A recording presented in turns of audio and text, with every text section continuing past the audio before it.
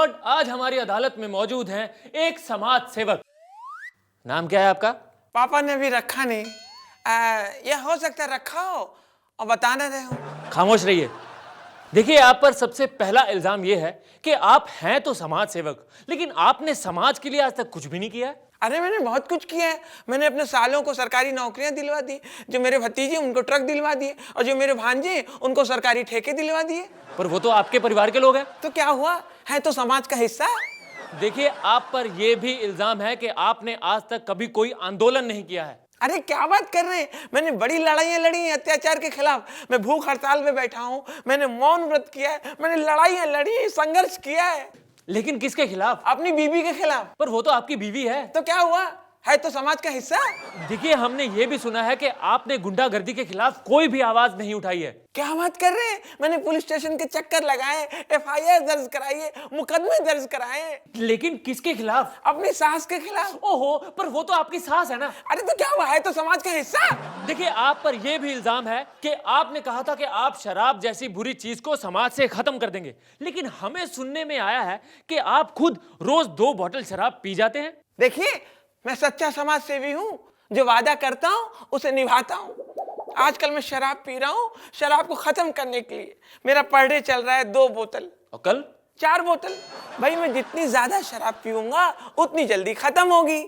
Milord, आज हमारी अदालत में मौजूद हैं फिल्म इंडस्ट्री के पहले डिस्को डांसर मिथुन चक्रधारी जी। देखिए मिथुन जी, आप पर सबसे पहला इल्जाम यह है कि आप आजकल फिल्में तो कुछ कर नहीं रहे हैं, लेकिन फिर भी आपका कहना है कि लोग आपके बारे में डेली अखबारों में पढ़ते हैं। वो कैसे?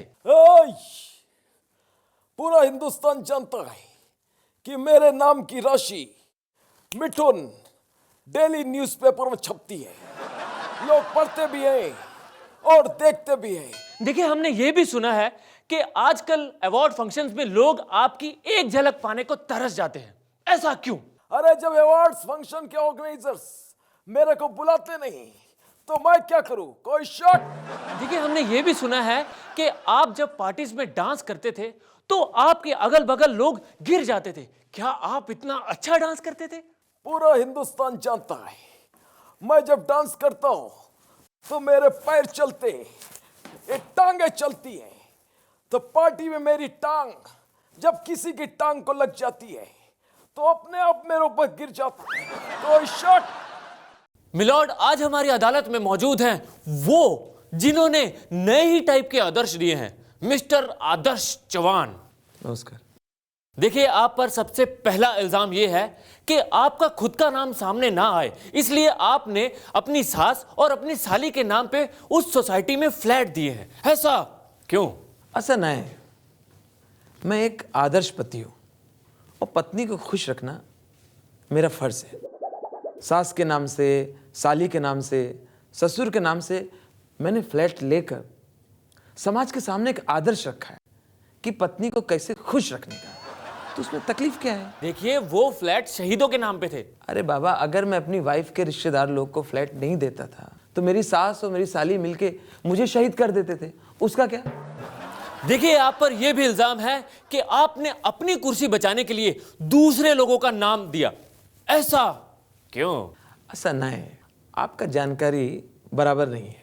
मैं सिर्फ हाई कमांड को मैसेज देना चाहता था कि मैं आजकल किसके किसके आदर्श पे चलता हूँ, बस। इसमें तकलीफ क्या है? तो आपके आदर्श कौन है?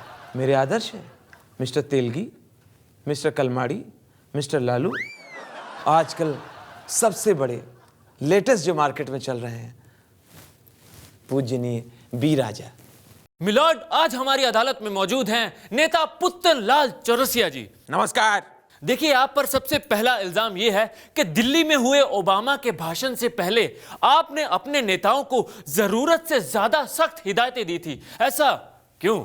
मैंने सारे नेताओं से कहा, जब तक पार्लियामेंट में ओबामा मौजूद है, जब तक उसका भाषण चलता है, कोई भी सांसद थूकेगा नहीं, कोई माइक फेंक के नहीं मारेगा, कोई किसी की धोती नहीं खींचेगा, कोई किसी का नाड़ा नहीं खींचेगा, कोई किसी के ऊपर जूता नहीं मारेगा। ताकतवर राष्ट्र का राष्ट्रपति है ओबामा। आप दूसरे नेताओं को नसीहत देते रहे, लेकिन आपने खुद क्या किया? मैंने क्या किया? MJ Akbar road, Ashoka road, parliament के पीछे जो मैंने गंदगी देखी, कचरा देखा, मेरा मन डोल गया। मैं घर गया, घर से प्रेस की हुई चादर फूलों वाली कचरे को ऊपर डाल दिया ताकि ओबामा ना देख पाए ताकतवर राष्ट्र का राष्ट्रपति।